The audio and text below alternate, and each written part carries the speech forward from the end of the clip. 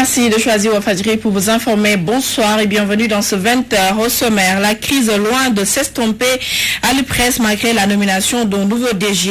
La CNTS/FC recule le choix du chef de l'État au moment où l'RL Askanui met en garde. Les retraités, eux, espèrent enfin que les difficultés soient résolues. Malaise au centre de santé de Diamaguène Sicap Mbao en sitting ce vendredi. Les travailleurs communautaires exigent le départ du médecin-chef accusé de mauvaise gestion. La direction dénonce une rébellion causée par une campagne de désinformation. Vous aurez les réactions dans ce 20h. Et puis crise au Prytanée militaire de Saint-Louis, au moins 16 des 50 membres du personnel enseignant ont été virés par l'administration. Les enseignants fustigent cette décision et interpellent les autorités étatiques dans ce 20h qui démarre à l'instant.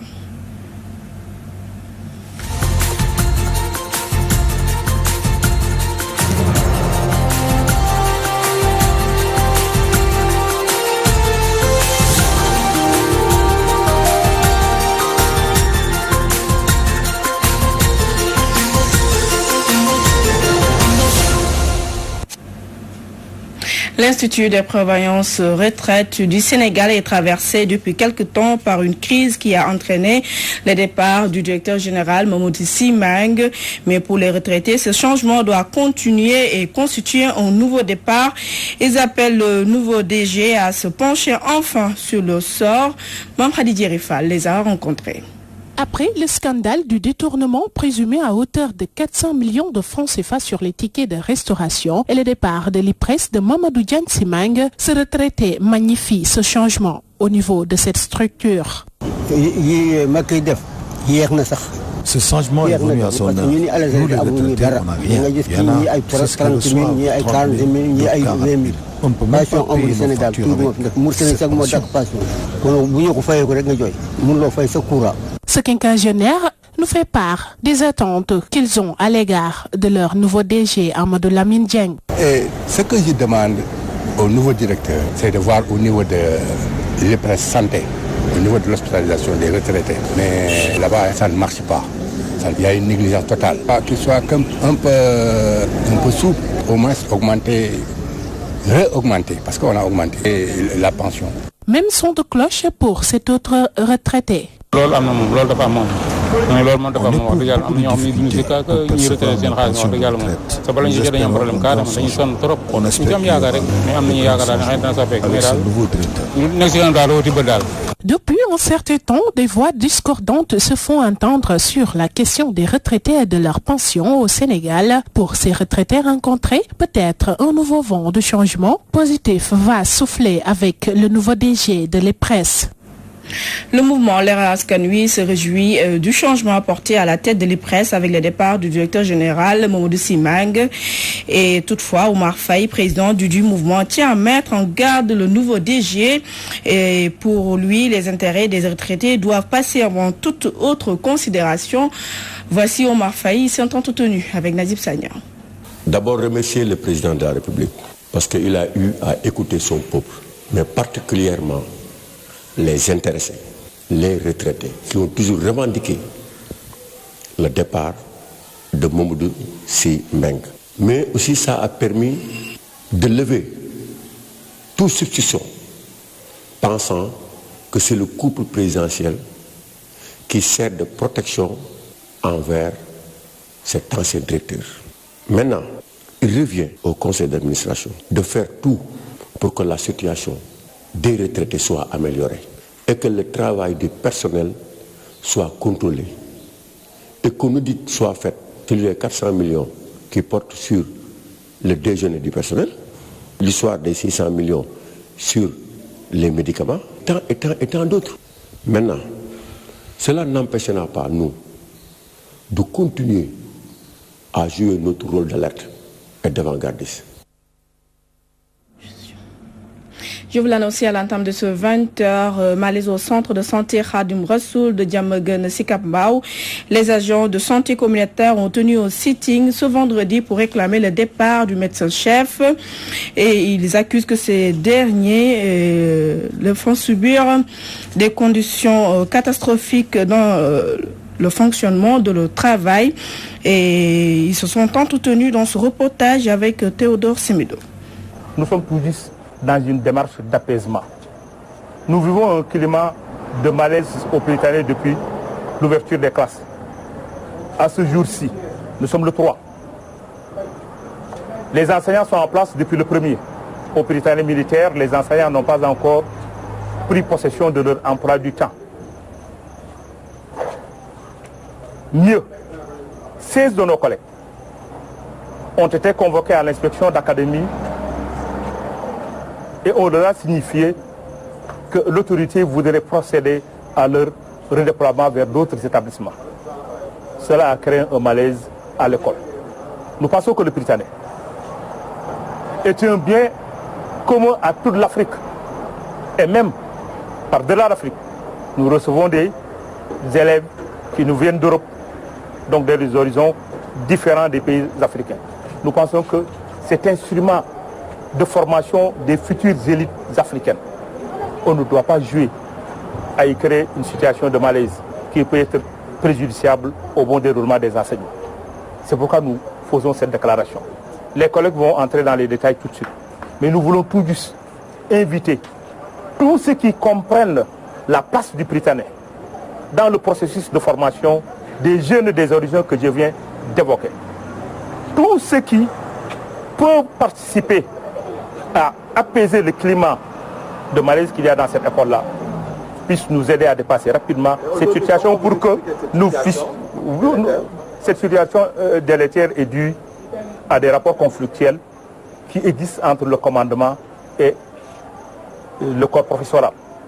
Et ce rapport délétère a fait que, contrairement à ce qui se passe dans le pays, ou contrairement au slogan de l'État, nous ne faisons pas de Ubitei, Djangatei. Nous risquons d'aller vers une situation de Ubitei, école Bitakatei. C'est ça que nous voulons éviter.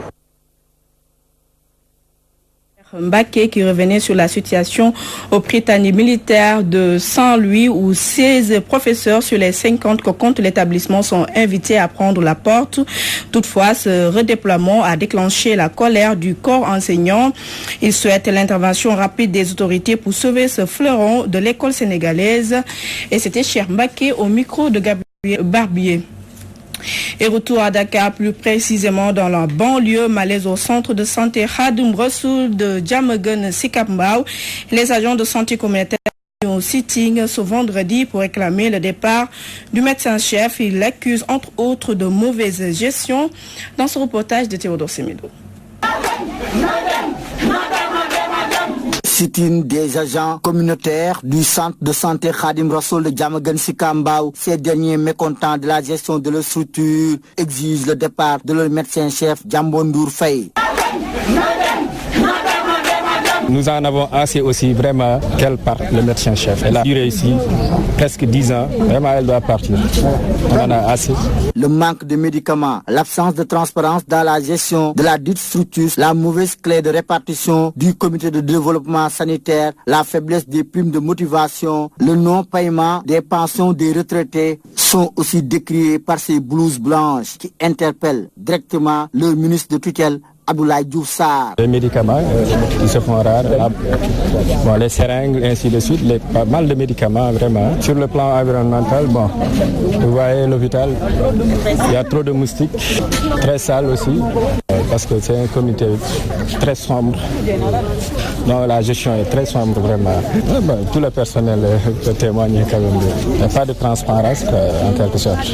60 ans de retraité woko nit amul IPRES versé loko dara mu liggéeyal la fii fanweeri at nga ne ko demal ñibbi dàq naa la boole naa la ak téeméeri junni nga dem waaw kooku loroo ay njaboot. Nous voulons que surtout la répartition de la motivation soit égale. Au niveau national, on revoit aussi le CDS. Diouf ñaar nag dañ koy invité wax ne Ndeye Maguette tamit mi nga xam ne moo yore région na bàyyi na ñëw régler hôpital bi ndax ñun feek li ñuy wax réglé wul répartition bi nañ ko teg ci yoon entre bi daal li ñu bëgg na tegu ci yoon. Ces agents en santé communautaire de Diamaguène Sicap Mbao, déterminés à obtenir gain de cause, promettent dans les jours à venir de durcir le ton si les autorités étatiques ne réagissent pas. Théodore Semedo, Diamaguène Sicap Mbao, Walfadjri. La réplique du médecin-chef ne s'est pas fait attendre. Djabo Ndour Faye dénonce une rébellion entretenue par des individus qui font dans la désinformation. Djabo Ndour Faye s'est entretenu avec Théodore Semedo. Dans ce centre de santé, on fait de notre mieux pour assurer un bon fonctionnement. Et par rapport à la rupture de certains produits, c'est indépendant de nous quand même. Et on fait de sorte qu'il y a toujours des médicaments d'urgence. Maintenant, nous, on n'est pas censé aller acheter comme ça sans autorisation préalable du niveau central. Concernant cette rébellion, je pense que c'est juste de la désinformation. Parce que c'est lié au nouveau texte des comités de développement sanitaire. Et il nous a été instruit par le ministre de la Santé d'appliquer les textes du comité de développement sanitaire.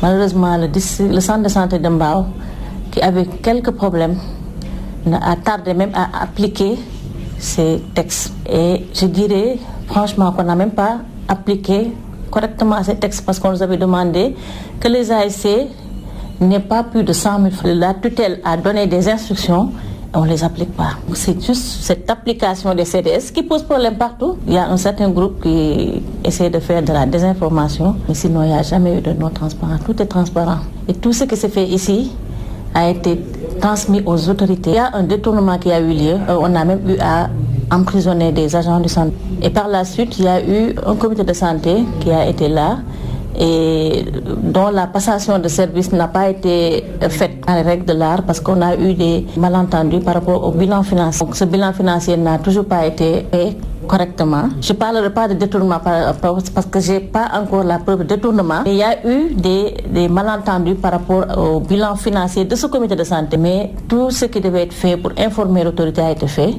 Et donc là, on reste à l'écoute. Bisbille entre le maire et certains conseillers municipaux de la commune de Gossas, regroupés en collectif. Ces derniers exigent l'audit de la gestion de leur maire et l'installation d'une délégation spéciale. Ils accusent l'édile de mauvaise gestion et de bradage du foncier. Al-Hassan Ba nous en dit plus. Des conseillers municipaux de Gossas s'interrogent sur la gestion de leur municipalité par le maire Madiane Seck. Dans tous les projets de la commune, c'est l'opacité totale. Aucun panneau de chantier qui nous renseigne sur l'entreprise adjudicataire, le montant et la source de financement, le montant d'œuvre, le bureau de contrôle ainsi que la durée. En effet, notre commune vit dans une léthargie sans commune mesure. Trop d'amalgame entre les réalisations directes de l'État et celle de la commune de Gossas. Ce collectif accuse le maire de laisser les priorités de la commune aux dépens des carburants, du percepteur et de l'argent pour le service des sports. Comment peut-on remettre au percepteur une enveloppe de 3 millions en carburant alors que la population a besoin de la fonctionnalité de la case de santé, la case de santé de Kër El Hadj. Et c'est l'opportunité, c'est l'occasion de réveiller la conscience des Gossassois. À chaque fois, le maire qui sort, qui va dans des cérémonies, qui offre des bœufs, on dit qu'il est généreux. Or, nous savons les gymnastiques qu'il fait dans le budget pour nous faire comprendre qu'il est généreux. Or, il est loin d'être quelqu'un qui est généreux. Revenant sur les chantiers du stade municipal lancé depuis 2010, les travaux tardent à se réaliser et le montant annoncé toujours flou aux yeux de ces conseils municipaux. Ça date de très longtemps. C'est cette enveloppe-là qu'on a dégagée, une enveloppe de 261 135 500 francs. Depuis 2010, on n'a vu aucune avancée dans le stade. Il n'a rien investi dans le stade. Donc aujourd'hui, ce qu'il est en train de faire à travers ces réunions auprès également de ses partisans, c'est une façon de divertir la population. Mais il ne pourra pas nous divertir. Nous avons nos preuves. Les 20 millions pour un véhicule de la municipalité, 10 millions pour les secours aux indigènes et 4 500 000 pour les subventions ASC sont les autres points ajoutés à la plainte que le collectif a déposée à la table du procureur et celle de l'OFNAC. Ces conseillers municipaux exigent un audit sur toutes les affaires de la cité gérées par l'actuel maire de Gossas, Al-Hassan Ba Abdoulaye Dia, Walfadjri. L'assainissement pose un réel problème à Dakar. Dans certains quartiers, c'est le calvaire pour les habitants. Ces derniers n'en peuvent plus de cohabiter avec les eaux sales. Pourtant, ils sont obligés de prendre leur mal en patience malgré les dégâts causés sur leur santé. C'est un dossier réalisé par Amatullah Badjil.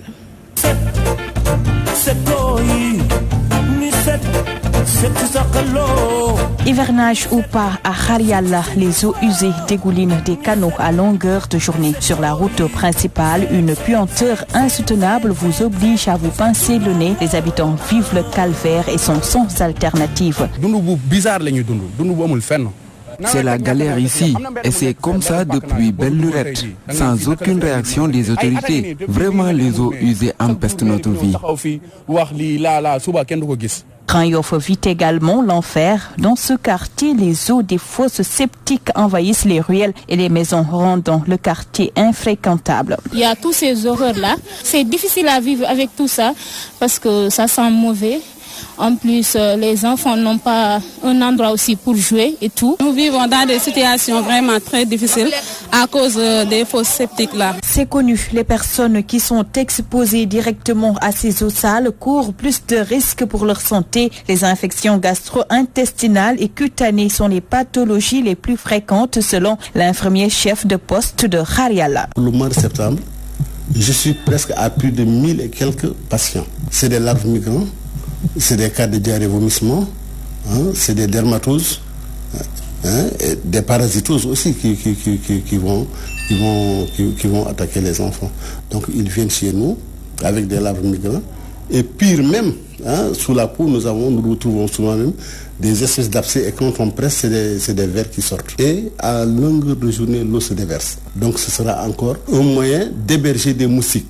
Donc 2 jours, 3 jours après ou 4 jours après, c'est bonjour le paludisme.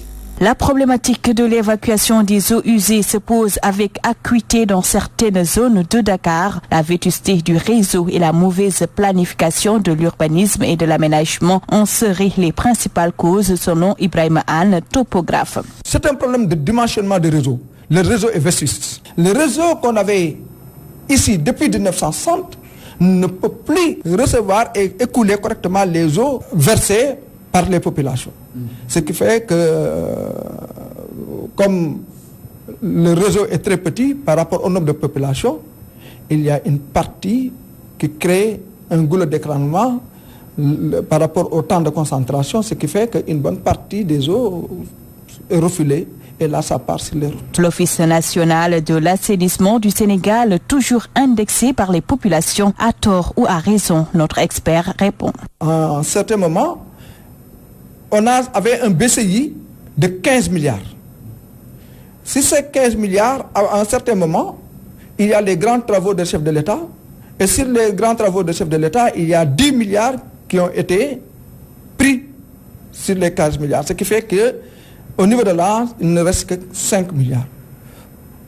Dans un pays où nous avons de réels problèmes d'assainissement, au lieu d'augmenter le budget de la structure qui a en charge les problèmes d'assainissement, on réduit considérablement ce budget, ce qui pose naturellement des problèmes à cette structure pour pouvoir gérer correctement vraiment le réseau.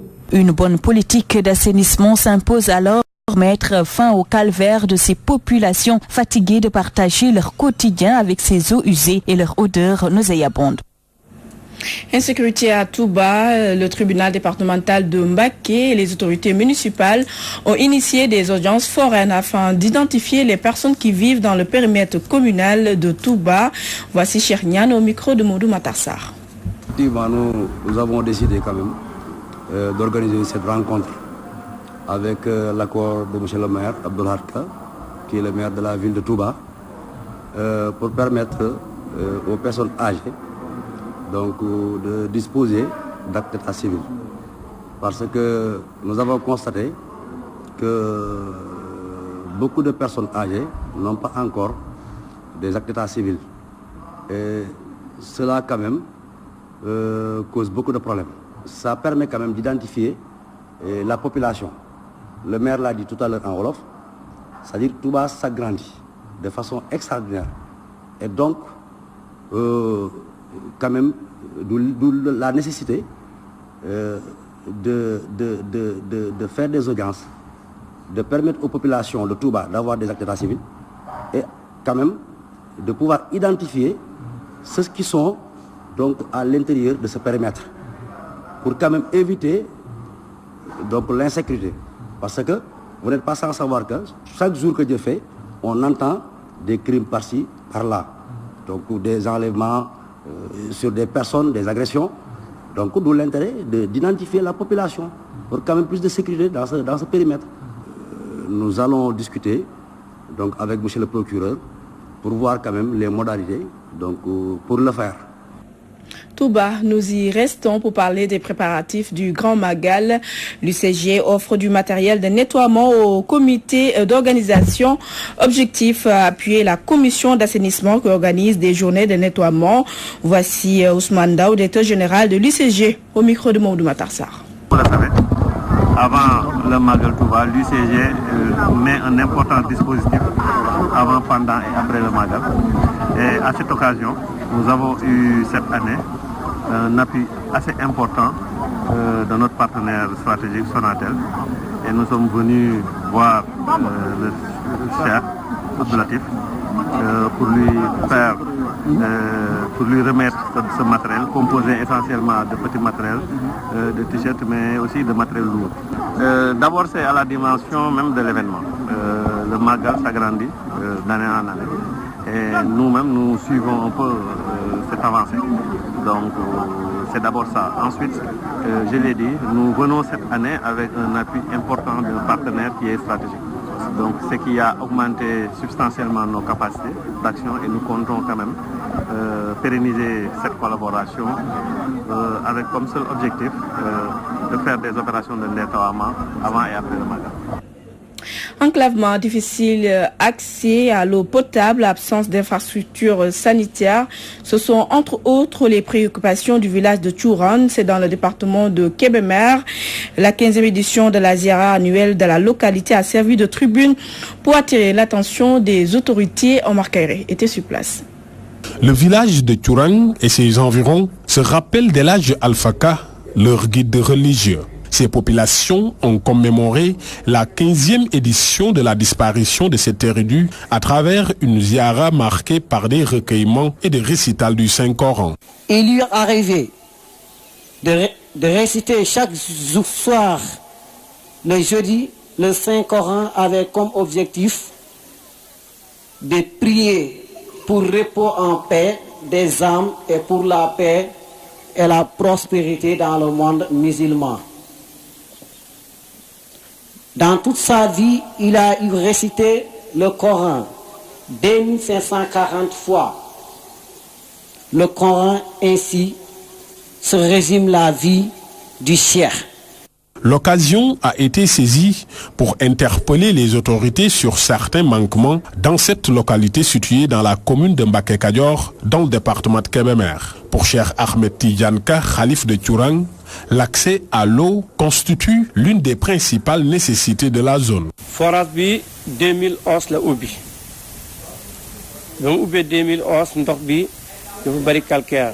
Ce forage polarise plusieurs villages, dont Tchouran. Il a été construit en 2011, mais l'eau contient beaucoup de calcaire. Elle est également trop salée et il tombe toujours en panne. Ce que nous voulons, c'est un nouveau forage connecté au réseau du lac de Guerre ou à celui de Ndiengue Diao pour qu'on puisse avoir de l'eau buvable.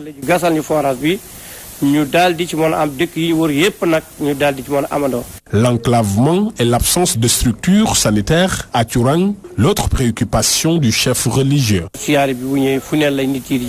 Les pèlerins éprouvent d'énormes difficultés pour accéder à ce village à cause de son difficile accès. Nous sollicitons auprès du président de la République, Macky Sall, une piste qui va quitter Sagata pour passer à Tchouran et aller jusqu'à Darou-Marnane. Nous n'avons pas aussi une case de santé. Pour se soigner, nous sommes obligés d'aller jusqu'à Mbacké Kadior, qui est à 8 km d'ici. Nous voulons vraiment ces structures sanitaires parce que ce sont des milliers de personnes qui vivent dans cette zone. Le khalife de Tchourang, qui espère que leurs doléances vont être entendues par le chef de l'État, a prié pour la réussite de son deuxième mandat et une paix durable au Sénégal. Oumar Kairé Louga, Walfadjiri. Et c'est la fin de ce journal, mais votre magazine, l'édition du soir, se poursuit avec Moustapha Diop, à qui je dis bonsoir. Alors Moustapha, quel est le menu de l'édition de ce jeudi 4 octobre? Alors nous allons beaucoup parler d'enseignement avec l'ouverture des classes. C'était hier jeudi. Nous avons le plaisir de recevoir Ahmed Suzanne Kamara. Il est membre du G20, le groupe qui regroupe plusieurs syndicats. Nous parlerons également de la rubrique Vue du Net avec Hassan Gueye. Il reviendra sur la polémique entre le Zamalek et la Génération Foot. Ça va s'atterrir entre les mains de la justice. On verra ce que ça va donner. Et puis en fin d'édition, comme tous les soirs, vous aurez la revue de la presse en ligne. Ce sera avec Safiatou Sissi. C'est dans quelques instants, Moustapha Diop, ainsi sa chef ce 20h, que j'ai eu le plaisir de vous présenter. Merci de rester fidèle au programme de Wolf TV. On se retrouve demain, s'il plaît à Dieu. Au revoir.